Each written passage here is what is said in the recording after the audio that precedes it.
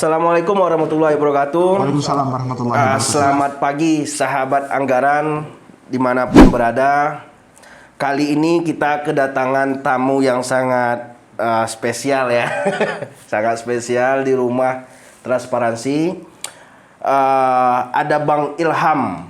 Bang Ilham, selamat pagi Bang Ilham. Pagi, Waalaikumsalam warahmatullahi wabarakatuh. Selamat pagi rekan-rekan sahabat anggaran. Oh iya.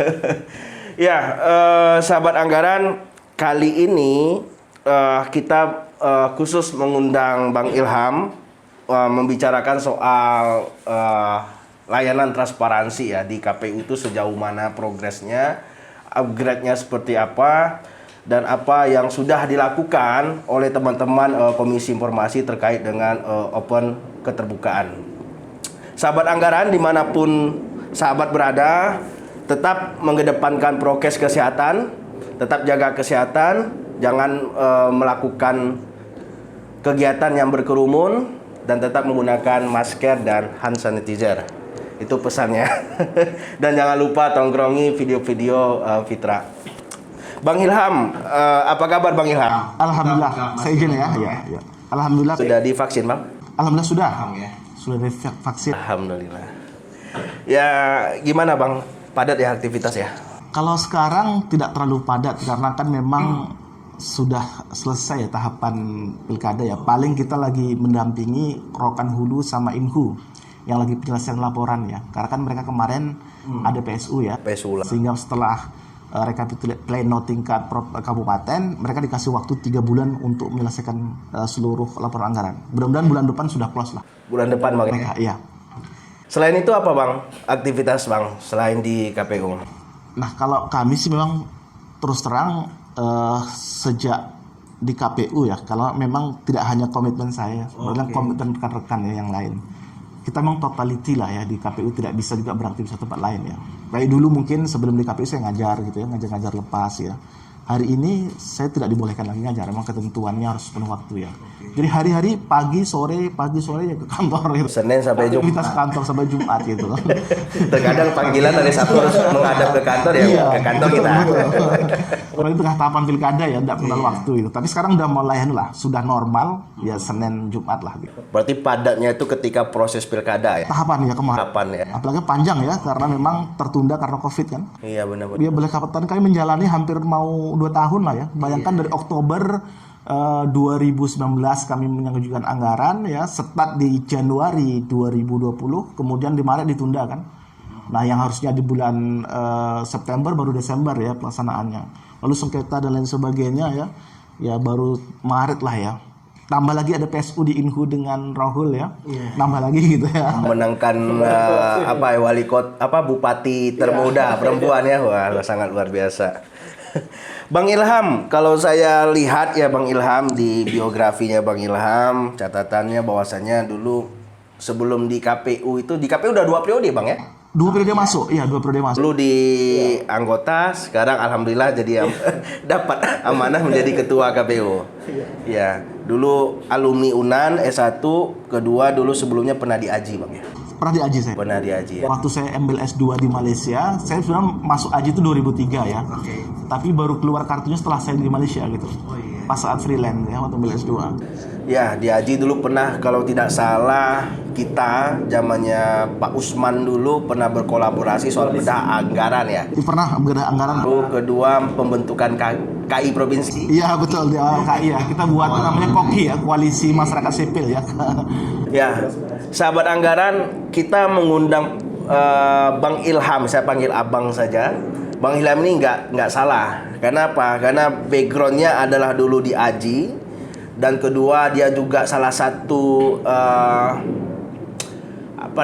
yang tergabung dalam koalisi KOKI, Koalisi Keterbukaan Informasi, dulu dalam membentuk Komisi Informasi. Oh ya, KI. Sekarang lagi nuansa-nuansa ini Bang, Seleksi ya. Anaknya seleksi Komisi Informasi. Jadi topik transparansi ini sangat perlu kita angkat ini Bang. Iya, boleh.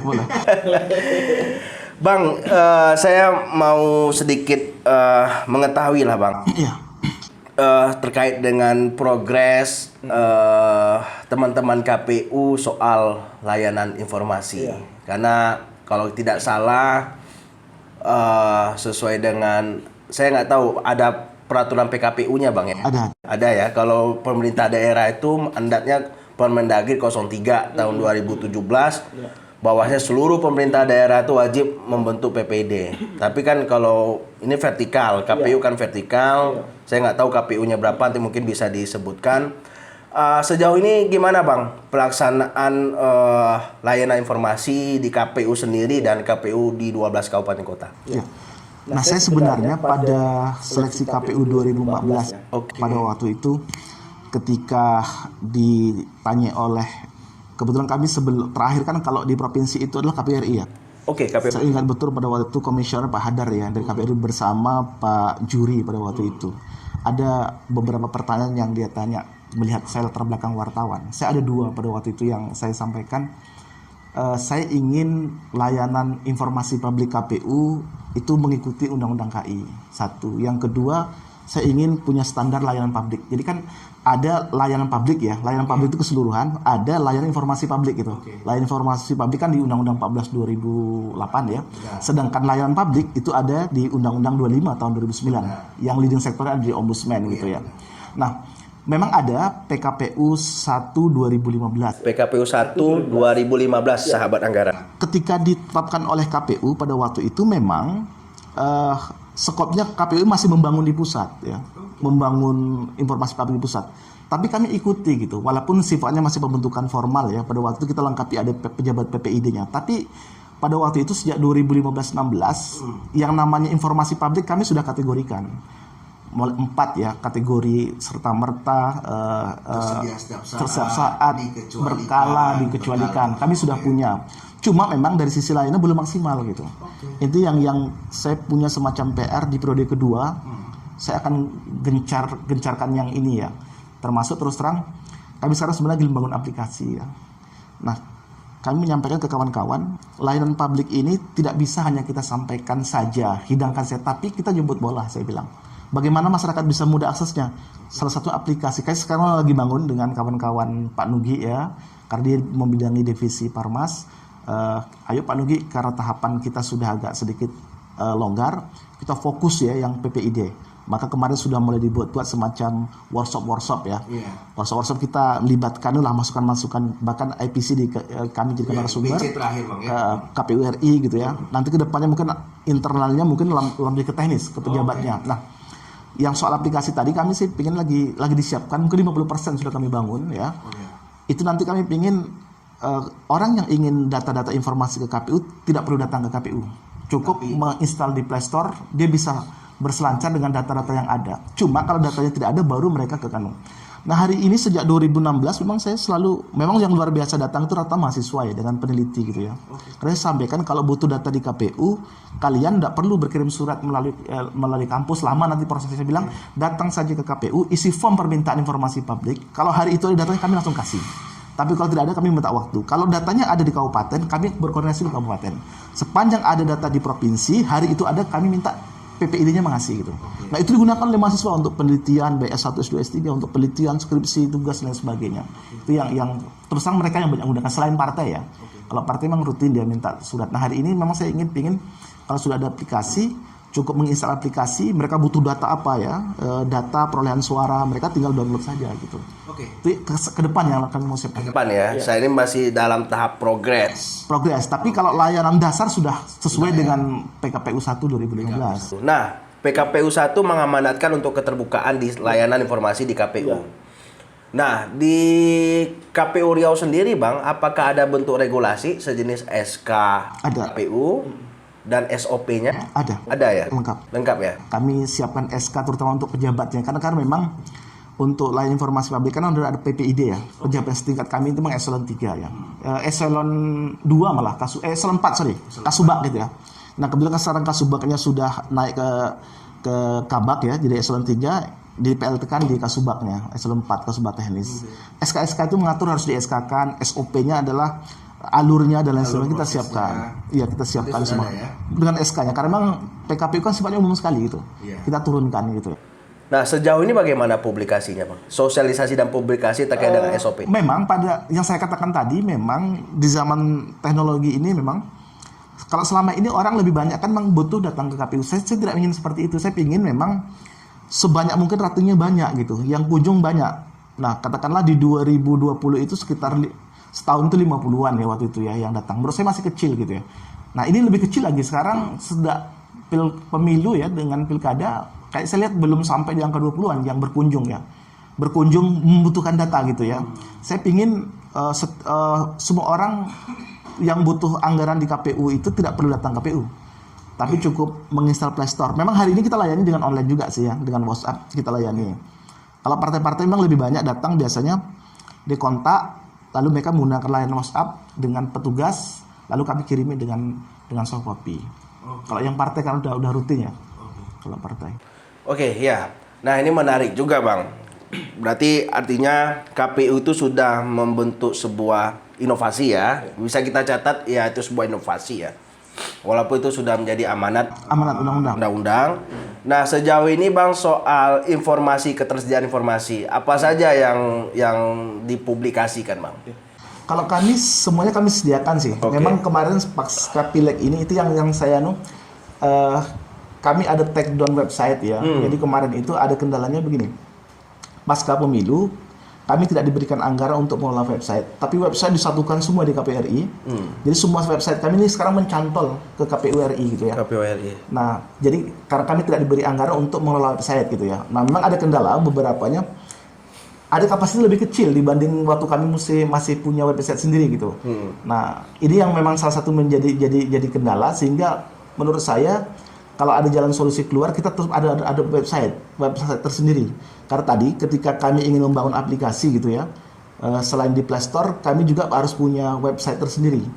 Nah, saya ingin lagi mengupayakan apakah nanti dari sisi anggaran yang ada dirasionalisasikan, kita punya website. Karena memang syarat kemarin itu harus punya website yang kita bisa kelola sendiri. Nah, sekarang website kita terus terang kita punya website.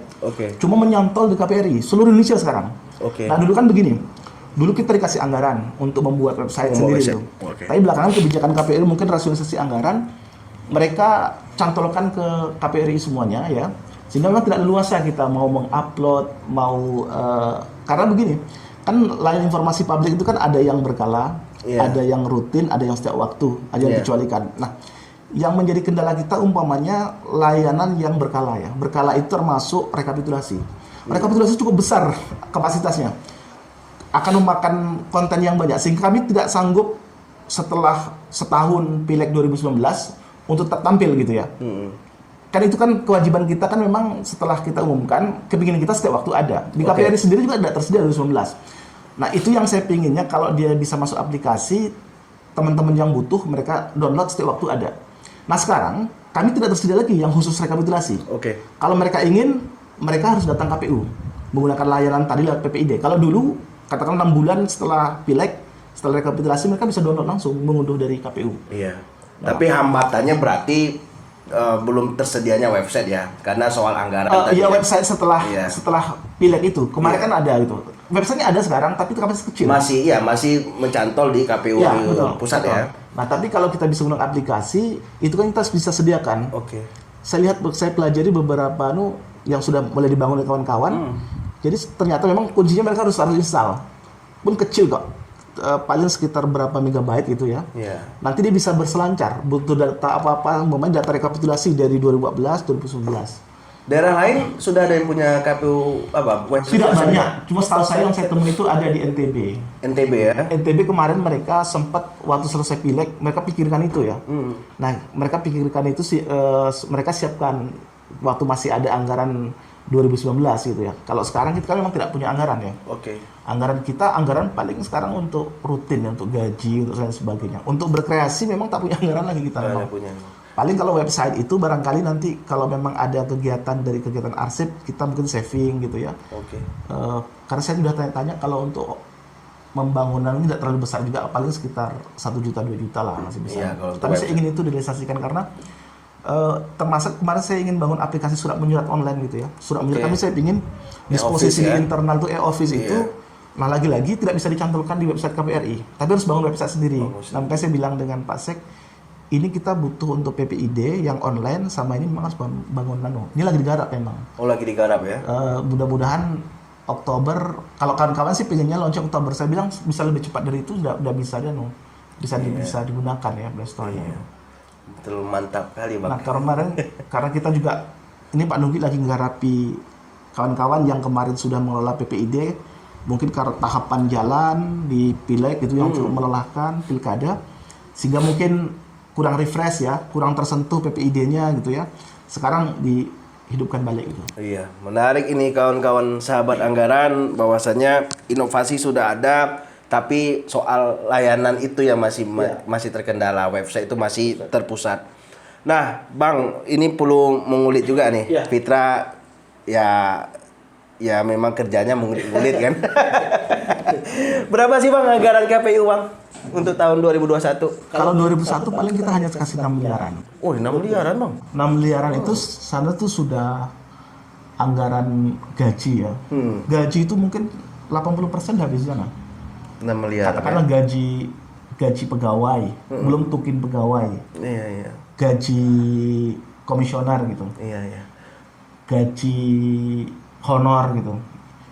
Memang angkanya kelihatan besar, tapi kalau untuk gaji rutin sudah habis 80-an. Berarti ke belanja pegawai ya. Pegawai lebih besar. Pegawai banyak ya. Tapi kalau lagi tahapan itu bisa angkanya, katakan pemilu ya, itu bisa di atas 20-an.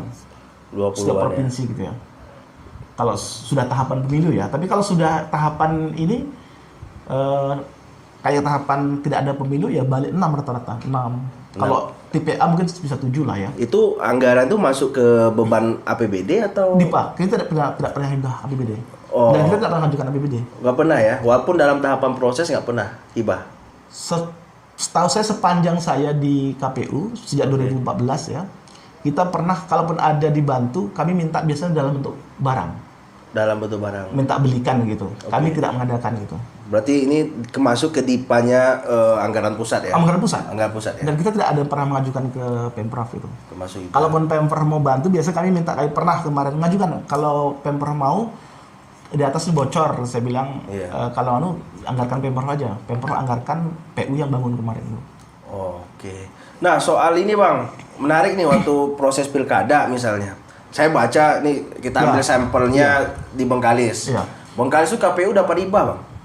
Di 40 hotel yang- miliar kalau nggak Hibah salah. pilkada itu. Hibah pilkada. Iya. Ada, boleh dalam aturan? Kalau hibah pilkada boleh. Boleh ya? Memang kalau nggak hibah pilkada gimana menjalankan pilkada kan? Oke. Hampir Provinsi semua dapat nggak kemarin pilgub? Provinsi tidak dapat. Nggak Memang dapat kita juga tidak mengajukan. Nggak mau ngajukan ya? Kalaupun kita ngajukan pada waktu itu mungkin dapat ya, tapi kemarin berpikiran kita pun kalau dari kabupaten lebih banyak kami kan memang diundang oleh kabupaten, dibiayai oleh kabupaten gitu. Toh juga kami berpikiran begini, sepanjang mereka masih bisa diundang, kita undang aja lah ke provinsi gitu dengan anggaran. Mereka ada uang perjalanan dinas gitu. Oke. Daripada kita yang turun lebih safety gitu. Iya. Dan pelaporannya juga tidak ribet ya. Kalau toh anggaran mereka kita undang dengan anggaran mereka lebih clear. Daripada kita turun, kita dibiayai mereka, kalau terlalu sering kan jadi persoalan juga, jadi pertanyaan kok bisa turun sering-sering ini gitu. Sementara yang punya hibahnya kan kabupaten gitu. Oke, sip. Seperlunya. Nah, kalau kita lihat nih Bang, kembali ke website lagi Bang. Ya. Sarana layanan informasi. Nah, kalau di website Riau ini yang terpusat ke RI itu, bahwasanya ada 6 kanal ya. 1, 2, 3, 4, 5. Ada 8 kanal. Salah satunya peserta pemilu, pemilih, pemilu, pilkada, layanan data, pengaduan KPU dan website KPU Riau. Nah, ini yang sudah terpublikasi apa Bang? Atau masih belum? Yang di KPU provinsi ya? Iya, kantornya? KPU provinsi. Itu kami rutin ya, hampir seluruh kegiatan kami kan punya rapat rutin Senin gitu ya. Oke. Rutin Senin, kebetulan kami sekarang sudah bergeser tidak hanya website ya. Oke. Kami optimalkan namanya Instagram, Facebook ya. Oke. Yang paling sangat bergulir sekarang Instagram sama Facebook selain website. Jadi selain kegiatan-kegiatan rutin, kami ada kegiatan rutin itu Senin itu wajib rapat itu. Oke. Nah, biasa kami publish. Kalau tidak dipublish di website, maka kami main di Instagram gitu ya, Oke. yang cepat update-nya gitu. Nah, sebenarnya waktu pileg kemarin itu kami publish hasil rekapitulasi hasil seluruh hasil pileg 2019. Nah, kalau untuk hasil pilkada, memang di kabupaten kota. Di selain KPU kemarin menyediakan satu kanal, namanya pemilu 2020 gitu ya. Oke. Termasuk calon gitu. Tapi sekarang mungkin, kalau sekarang masih muncul di KPRI. Nah, Masih. KPRI kami tidak menyediakan memang. Karena keterbatasan website kami itu ya. Nah, kalau 2015, kemarin kami masih besar. kapasitas kami bantu menyediakan hasil publikasi, bahkan sampai ke calon pun kami publikasi sampai berapa bulan tuh ya. Mulai syarat-syarat calon itu kami publish gitu ya. Di 2015, 2017 kami publish. Termasuk 2015 kami masih kuat websitenya. Kami yang Pilgub itu kawan-kawan bisa akses ya. Karena kemarin kami kan dapat pengaduan juga dari masyarakat soal kami menetapkan calon yang tidak memenuhi syarat katanya ya. Mereka ngambil data kami semua. Gitu. Cuma yang perlu kita lihat di sini soal ketersediaan informasi soal anggaran, termasuk kepatuhan partai politik melaporkan, itu juga belum terpublish ya. Partai politik tidak ke kami sih ya. Mereka kan kepatuhan mereka melaporkan anggaran paling masa kampanye iya. Tapi masalah anggaran rutin berapa mereka kelola, mereka kan tidak pernah dilaporkan KPU. Tidak ada payung regulasinya ya. Memang dulu pernah kita berwacana ya. Mestinya melapor ke KPU deh gitu, biar berapa sih anggaran mereka kelola gitu. Hari ini mereka datang KPU cuma minta autentifikasi bahwa mereka mengajukan bantuan dana itu saja ke KPU. Nah itu kami layani dengan sistem informasi publik ya. Memang 3 hari, saya bilang 5 hari itu sudah harus dipilangkan, sudah harus disahkan autentifikasi surat sah mereka, itu yang dibawa mereka ke Kesbang itu. Berarti hanya melaporkan soal anggaran kampanye ya. Kalau pas tahapan. Itu saja kewajiban yang ada dalam undang-undang. Nah sejauh ini tertib ya partai politik? Kalau secara formalitas sih tertib sih, karena memang bagi kita kan memang tidak pada konten materi ya. Itu kan memang keluhan semua pihak lah ya. Laporan dana kampanye kenapa kok hanya formalitas ya? Kenapa tidak sampai ke materi gitu ya? Tapi kami mengatakan memang undang-undang hanya diberikan kepada KPU, mereka wajib melaporkan progres awal dana kampanye, pertengahan dan akhir gitu ya. Nah, soal isi konten memang jelas. Itu tanggung jawab kalau seandainya mereka katakanlah laporannya fiktif, bodong dan sebagainya. Itu tanggung jawab partai, tanggung jawab paslon yang mengajukan gitu. Kalau ternyata laporan ke KPU itu mereka fiktif gitu ya. Nah, tanggung jawab ada di mereka gitu. Nah, bagi KPU yang penting mereka memenuhi secara administrasi. Administrasi adalah di awal melaporkan, di pertengahan melaporkan, di akhir melaporkan. Itu saja regulasi yang sampai hari ini dipayungi.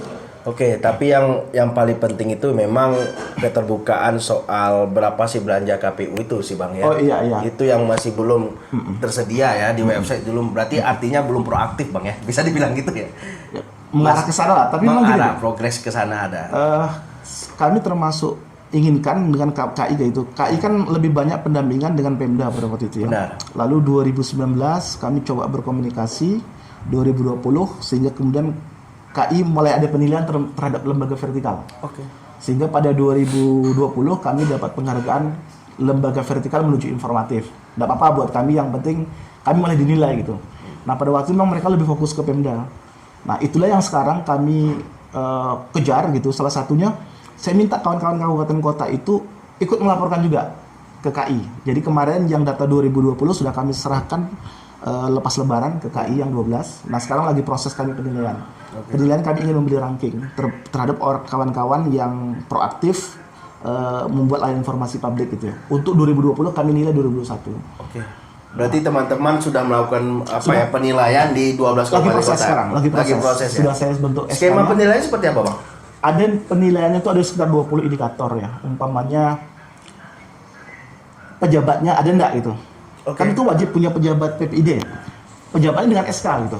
Kalau sudah berakhir ya, diperpanjang tidak gitu. Lalu mereka punya enggak petugas yang menerima layanan informasi publik. Formnya ada enggak gitu. Lalu kemudian ada flowchartnya enggak. Ketika orang minta layanan informasi publik, ada petunjuk apa-apa yang harus dilalui gitu.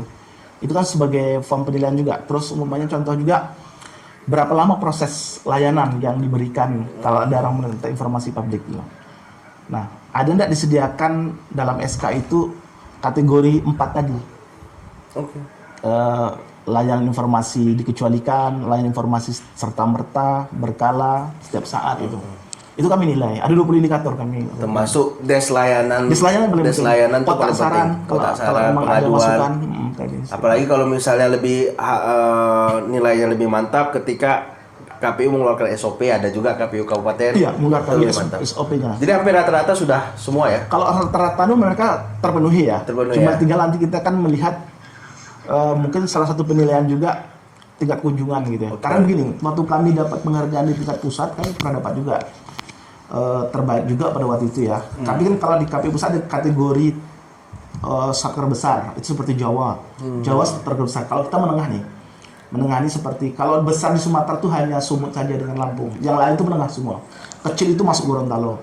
Nah, kita pada waktu tingkat kunjungan dinilai. Nah, waktu itu kita ada 50 termasuk banyak menurut mereka ya. Jadi makanya kemarin kita harus buat aplikasi deh biar orang ramai berkunjung. Makin banyak orang berkunjung minta informasi itu jadi penilaian gitu. Karena kan masih dinilai terus gitu. Cuma masa pandemi ini seharusnya 2020 ini ada, tapi karena mungkin pandemi kemarin ini tak ada tahun ini memang.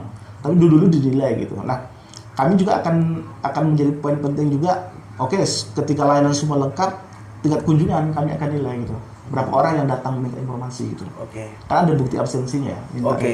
Nah, ini bicara soal anggaran Bang ya. Berarti secara tidak langsung KPU itu baru memberikan informasi ketika ada masyarakat yang meminta ya melalui kanal PPD-nya. Tapi kalau untuk proaktifnya masih menuju progres ya.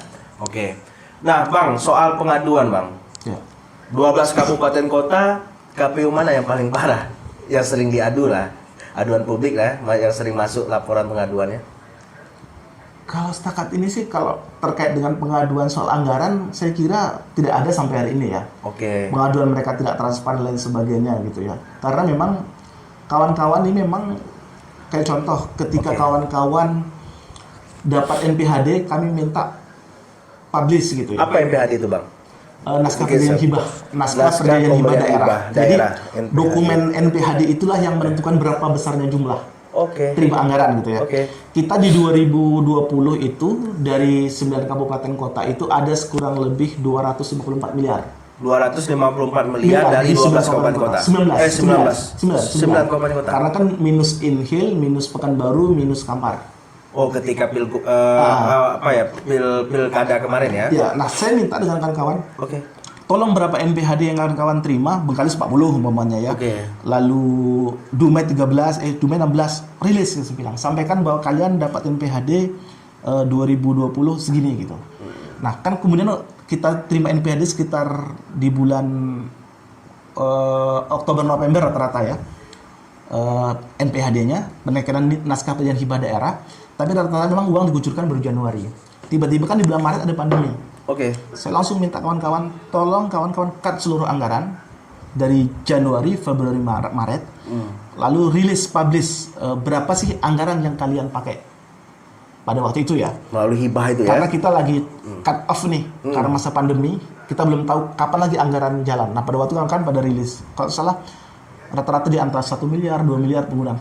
Sampaikan gitu. Dan kalian juga harus sampaikan ke Pemda. Meskipun kita sudah terima hibah Pemda, tidak ada kewajiban kepada Pemda, tapi sebagai bentuk kepercayaan, sampaikan bahwa kami menjalankan tahapan Januari, Februari, Maret, kan belum banyak ya. Waktu itu lebih banyak kepada kegiatan yang sifatnya launching. Rekrutmen PPK PPS pada waktu tengah jalan juga ya, tapi belum dilantik, belum dibayar honornya. Anggaran kalian berapa yang pada waktu itu? Sampaikan juga ke mereka. Gitu. Saya minta itu. Bahkan saya pun merilis juga ke media gitu pada waktu itu dari 9 kabupaten kota, inilah posisi anggaran gitu ya. Nah ini yang saya selalu sampaikan, kita terima anggaran hibah pilkada ini bentuk amanah ya saya bilang.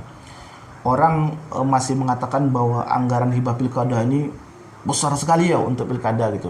Walaupun sebenarnya tidak lah ya. Nah tapi kita harus meyakinkan ke masyarakat bahwa kita menerima anggaran hibah pilkada ini, kita harus kelola dengan sebaik-baiknya. Berapa kita kelola, kalau ada efisiensi kita harus sampaikan. Dalam bahasa terakhir, efisiensi adalah dikembalikan. Bukan pengertian efisiensi tidak sesuai dengan perencanaan. Karena begini, di tengah perjalanan pengelolaan hibah pilkada banyak inovasi yang dilakukan oleh KPRI, termasuk oleh kawan-kawan kabupaten. Inovasinya dalam bentuk regulasi. Umpamanya contoh, di 2015 honor PPK, PPS, ad hoc kami sebut, itu kan kami bayarkan sampai selesai rekapitulasi. Lalu apakah boleh ketika nanti ada sengketa boleh dibayarkan? Tapi lalu ada surat KPRI terutama 2017, kalau dia sudah bekerja lalu ada sengketa, kan outputnya tidak ada. Kenapa harus dibayarkan? Kalau dibayarkan di tingkat kabupaten saja ya, atau di tingkat PPK yang disoal gitu.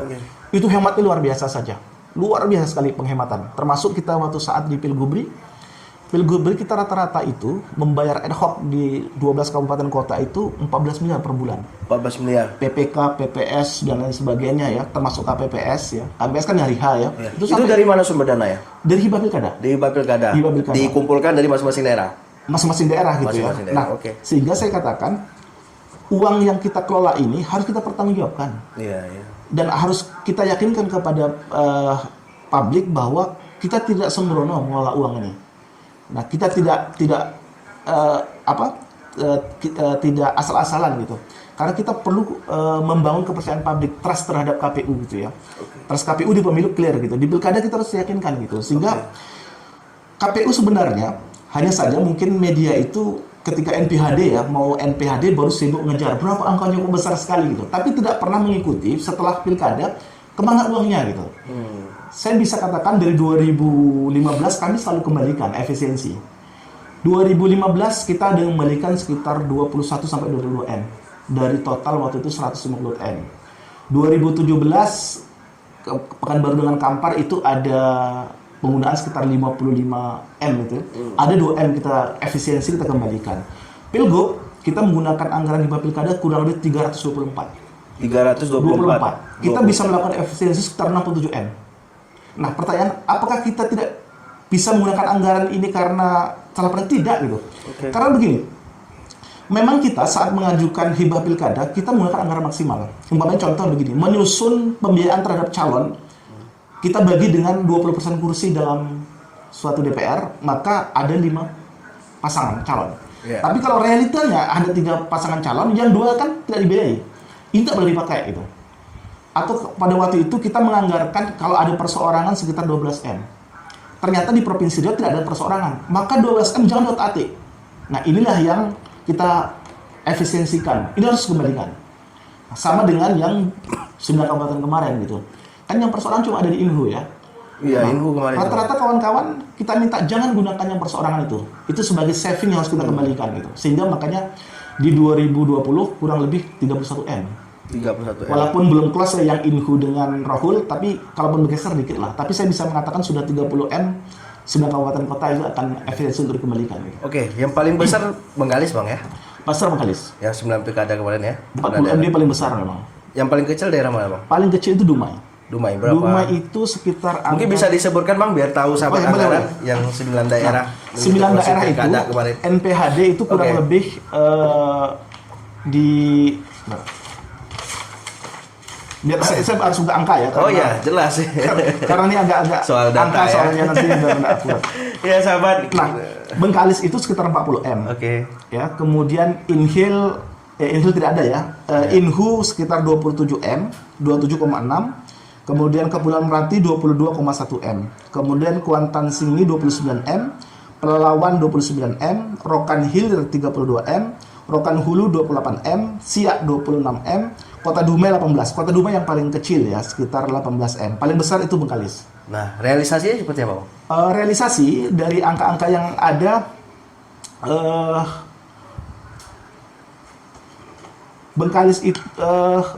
Bengkalis itu realisasi kurang lebih sekitar 35 M. Dari 40. Dari 40 ya. Berarti sekitar 5 M 5 atau kurang 5 M lah mereka akan efisiensi kembalikan. Oke. Inhu mereka bisa efisiensi kurang lebih 3,4 ya. 3,4 M. 24 M realisasinya. Kemudian Kepulauan Meranti mereka realisasi sekitar 19 M, mereka kembalikan sekitar 2,4. Kuantan Singi itu sekitar 25 M realisasi, mengembalikan sekitar 4,1 M. Nah, kemudian Pelalawan 24 M realisasi dari 29 miliar NPHD-nya, sekitar 5 M mereka kembalikan. Oke. Kemudian Rokan Hilir mereka realisasi sekitar 28 M, mereka akan kembalikan sekitar 3,4 ya. Rokan Hulu mereka realisasi sekitar 25 M, mengembalikan sekitar 3,4. Siak itu 23 M, mengembalikan sekitar 2,7. Kota Dumai realisasi sekitar 15 M, mengembalikan sekitar 2,3. 2,3. Nah, ini yang sebenarnya saya ingin mengatakan Fik bahwa Gimana Bang? jangan ada persepsi bahwa anggaran yang dikasih oleh KPU itu dihabiskan gitu. Oke. Kan karena begini, sama dengan kita ya, waktu kita dulu sama lah waktu di Fitra gitu kan, masih memang prinsip masyarakat kan ada yang mengatakan bahwa bodoh kalau tidak bisa menghabiskan anggaran gitu ya. Iya, Nah, mungkin iya. saya bilang kalau memang anggaran itu tidak bisa dihabiskan, tidak pada outputnya, kenapa harus dipaksakan gitu? Nah ini yang sama dengan pemahaman kita sebelum saya di KPU ya, waktu kita mungkin pasti memantau anggaran, ya. saya ingin begitu terapkan juga gitu Iya, ya. iya. Jadi kalau anggaran tidak terserap, jangan ditaati gitu. Benar. Tidak ada calon perseorangan, jangan dipaksakan anggaran dipakai. Calonnya cuma 4, cuma 3 disediakan 5, jangan dipakai yang 2 gitu. Ini hak rakyat gitu, harus dibalikkan gitu. Nah, jika kita bisa meyakinkan ke masyarakat, maka masyarakat akan yakin bahwa KPU mengelola anggaran dengan bijak. Kalaupun ada sisa itu dikembalikan karena hak rakyat gitu ya. Iya, Nah, saya kira dengan 31 M itu kan besar itu ya. Kalau dikembalikan sudah hak rakyat gitu ya. Nah, sama dengan kami 2018 dari 324 kami efisiensi sekitar 67. Nah, saya ingat betul pada waktu itu menjelang Pemprov lagi butuh-butuhnya anggaran ya di bulan Oktober, APBDP lagi butuh-butuhnya, kita kembalikan, udah senang sekali mereka menyatakan kami lagi butuh-butuh uang, KPU melakukan efisiensi yang luar biasa gitu. Nah, sehingga pada pemilu nanti ada keyakinan di masyarakat terhadap penyelenggara. Dulu dikasih uang dari 2015, 2018 digunakan dengan baik. Sekarang kalau 2024 menjalankan pemilu serentak, percaya deh dengan KPU gitu. Mereka akan gunakan dengan sebaik-baiknya gitu. Iya. Nah, itu yang saya ingin yakinkan. Tapi kan memang kalau dalam pengajuan kan ada poin-poin tuh apa kegiatannya. Betul ada. Yang paling banyak itu di mana itu, Bang? Ad hoc. Jadi paling besar anggaran ya 60% dari postur anggaran itu di ad hoc. Baiklah. Itu honor Pembayaran PPK, ya, PPS ya. Oke. Nah, yang saya katakan tadi, kita mengelola duit yang pilgub ya 2018 kurang lebih 324, itu rata-rata tiap bulan kami untuk ad hoc di 12 kabupaten kota itu 14 M rata-rata. Itu muncak pada di hari H karena kita membayar KPPS ya, itu sampai 20 M ya satu bulan di bulan hari H itu ya. Nah, kalau yang PPKPPS kan tiap bulan itu 14 M gitu. Nah, puncaknya itu saat KPPS. Nah, kemudian angka-angka ini naik ya. Kenaikan yang selalu menjadi ukuran itu honor ad hoc. Ad hoc itu tahun 2015 kan masih di angka 1 jutaan ya honor. Sekarang mereka sudah 1,8. Bahkan nanti 2024 KPU sudah menstandarkan, karena melihat Menteri Keuangan mungkin honor untuk ketua PPK itu sudah mencapai 23 sampai 2,5 satu bulan. 2 juta 300 ya. Iya, sudah di atas UNP lah. KPPS dulu mungkin cuma 2,5 ya 2015. 2018 mulai standarnya itu ya. KPPS itu sudah di angka 550 di luar belum pajak ya. 500-an, 1.000 lah ketua KPPS. Anggota itu sekitar 405 sekian lah kerja sehari gitu ya. Kalau dulu cuma 200 gitu ya. Nah, sekarang sudah lah ya. Nah, kalaupun ada kenaikan kami perjuangkan memang untuk ad hoc. Udah ya. Terus honor-honor KPU sekarang tidak dibolehkan. Jadi KPU tidak boleh terima honor. Berarti KPU tidak boleh mengambil honor dari dana hibah. Dari honor bulan tidak boleh. Yang boleh ya? Kelompok kerja itu pun dibatasi. Dalam sebulan sekarang cuma boleh 2 apa ya? Termasuk yang pengawas partisipatif. Dulu ada apa namanya itu? Relawan demokrasi itu masuk relawan itu demokrasi. Boleh. Itu boleh. Bahkan kita bayar bulanan kalau itu. Yang tidak boleh KPU-nya ikut terima honor demokrasi apa? Dari relawan demokrasi. Relawan demokrasi tidak boleh itu karena dianggap sudah tupoksi. Oke, Bang. Selain ad hoc untuk apa, Bang? Apa misalnya surat logistik? suara lumayan cukup besar ya. Logistik ya. Surat suara. Saya mungkin akan coba ambilkan salah satu yang terbaru lah ya. Contoh pelalawan. Oke, silakan, Bang. Pelalawan itu diterima hibah pilkada lewat NPHD sekitar 29 M ya. 29,3 ya. 29,3 ya. Nah, 9,3 sahabat anggaran. Untuk biaya ad hoc PPK, PPS, KPPS ya, PPK, PPS, KPPS itu sudah di angka 16 M. 16 M itu untuk honor PPK, PPS-nya ya. Kemudian untuk surat suara sekitar distribusi lain sekitar 2 M gitu ya. Nah, yang lain-lain itu nanti ada paling ya sengketa ya. Berkait pelalawan kenapa kok bisa memberikan besar? Karena pelalawan tidak ada sengketa kebetulan. Mereka sudah menganggarkan sampai 400 juta untuk sengketa hukum, ternyata sengketa hukumnya tidak ada. Mereka sudah menganggarkan sekitar 500 juta untuk persoalan tidak ada. Tentu kita boleh pakai gitu ya. Dan hal-hal banyak lah ya. Sengketa hukumnya tidak ada di pelalawan, kemudian tidak ada persoalan itu yang cukup menghemat gitu ya. Cukup. Sehingga mereka cukup besar pengembalian. Kemudian di tengah perjalanan juga ada protokol kesehatan ya. Ada yang beberapa kegiatan dibiayai oleh Pemda. Jadi kami sudah terima hibah pilkada, kan kami pada waktu itu boleh merevisi ya, terutama kayak masker dan lain sebagainya.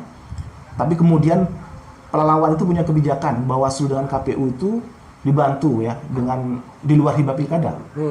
Jadi sehingga kami tidak menggunakan hibah pilkada ini untuk beri hand masker ya di tahapan itu. Sehingga pada waktu itu sangat menghemat di pelelawan gitu ya. Nah sisanya ya 5 M harus kita kembalikan gitu. Nah kalau pelelawan ini sudah kembalikan. Nah daerah-daerah lain gimana bang? Hanya Rohul saja dengan Inhu. Karena kan begini, jadi ketentuannya begitu pleno rekapitulasi penetapan hasil di tingkat kabupaten, maka dihitung 3 bulan. Itu diwajibkan menuntaskan laporan keuangan. Seluruh tahapan tuntas. Nah, kecuali yang ada PSU itu mundur gitu. Nah, Rohul dengan Inhu ini kan ada PSU, itu mundur. Yang lain sudah. Jadi mereka sudah close anggarannya, sudah di store lah istilahnya ke perbendaharaan negara. Dia tidak langsung ke, karena perlakuan kita DIPA tidak langsung ke Pemda, tapi ke kantor benda negara. Nanti kantor benda negara yang menyalurkan ke Pemdanya gitu. Karena standar kita memang begitu NPHD ditandatangani, kita diregister ke Kementerian Keuangan. Apa konsekuensinya? Konsekuensinya perlakuannya seperti DIPA. Umpamanya perjalanan dinas, saya contohkan saja. Kita tidak boleh menggunakan perjalanan dinas daerah. Umpamanya daerah mungkin 1 hari itu sampai 1 juta atau 700 tidak boleh. Di KPU itu menggunakan hibah, kalau dalam kota mungkin ada yang 150, ada yang 350 gitu per hari gitu ya. Tapi kalau standar daerah itu besar gitu. Kami tidak boleh menggunakan anggaran itu. Standarnya standar pusat itu. Kayak saya katakan tadi, kalau dia mungkin ke kecamatan itu paling boleh terima per harinya cuma 180 atau 150 ya. Tapi kalau daerah kan cukup besar, bisa 500 atau 700-an gitu. Kami tidak boleh menggunakan itu karena kami begitu teken hibah pilkada, register Kementerian Keuangan, kami komitmen dengan perlakuan pusat. Nah, itu menurut saya jadi hemat juga anggarannya gitu. Jadi hemat itu. Jadi hemat. Nah, menarik juga Bang ya. Tadi disampaikan berapa anggaran NPHD Bang ya. Naskah pemberian hibah daerah. Naskah pemberian hibah daerah. Baru berapa realisasinya. Nanti kawan-kawan sahabat anggaran bisa dilihat di layar berapa jumlah anggarannya, berapa realisasinya. Bang, ini kan memang kalau kita bicara soal keterbukaan memang anggaran-anggaran itu ya harus dipublikasikan lah. Tapi itu masih progres ya. Mungkin itu masuk harapan kita. Nah, soal ini Bang terkait dengan 2 daerah itu Bang, yang PSU kemarin, Rohul sama Inhu. Nah, anggarannya itu kan butuh anggaran lagi tuh Bang. Itu gimana proses itu Bang? Dia kan Rohul ini kan kemarin kan ada PSU ya, Perintah Mahkamah Konstitusi ya. Mereka melakukan efisiensi juga gitu ya. Cuma kan kalau dia harus menggeser akun kalau istilah di KPU, kalau umpamanya untuk penghitungan sudah habis. Mereka masih punya sisa anggaran katakanlah dari logistik, dari lain sebagainya. Mereka harus komunikasi dengan TAPD. Kami tidak mengajukan anggaran lagi gitu. Kami mengoptimalkan anggaran hibah ini gitu. Nah, itu yang dilakukan oleh Inhu dengan Rohul. Tapi ada beberapa daerah di Indonesia yang sudah habis memang dari NPHD-nya. Dari hibah itu, maka dia boleh mengajukan. Dan itu kewajiban memang Pemda. Tapi alhamdulillah, kami tidak mengajukan lagi. Bahkan kalau lihat dari data yang ada, mereka masih bersisa lagi malah anggarannya untuk dioptimalkan, untuk dikembalikan gitu. Jadi kemarin mereka memaksimalkan yang perseorangan tak terpakai. Nah, kita sampaikan ini mungkin kita bisa revisi untuk PSU gitu. Itu yang dikumpulkan oleh mereka. Mereka persetujuan ke TAPD. Berarti alurnya tetap minta persetujuan ke TAPD. Disetujui. Karena ketentuan diatur itu walaupun sudah di NPHD, sudah di register Kementerian Keuangan, kalau merubah akun ya, revisi dan sebagainya itu harus lapor ke TAPD, harus bahas bersama gitu. Harus diizinkan dulu karena kan ya tuannya mereka lah gitu ya. Berarti yang belum melaporkan NPHD itu cuma Rohul sama Inhu ya?